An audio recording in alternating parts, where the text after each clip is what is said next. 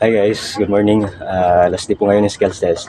Yung iba ng skills test pa po pero kami nandito na po na papawis para sa darating na medical.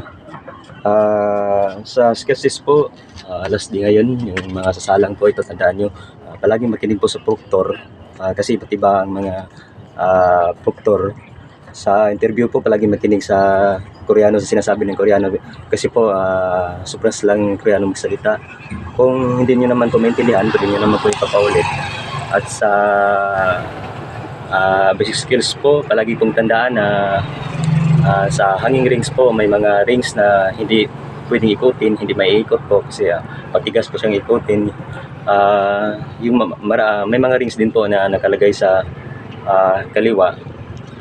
Sa insert pin po, palagi pong tandaan na binabaliktad-baliktad po nila yung mga position doon. At sa bolts and nuts po, palagi pong tandaan na may mga bolts and nuts po hindi pwedeng higpitan gamit ang kamay. Tanging tools lang po ang gagamitin. Marami pong nakahulog doon. At palagi pong makinig sa instruction ng proctor po. Sa physical strength po, palagi pong tandaan na sobrang dulas po ng hand grip po nila, kaya bago niyo hawakan yung hand grip, punasan nyo muna yung kamay nyo. At sa measuring back strength naman po, wala naman po problema, sobrang dali doon. At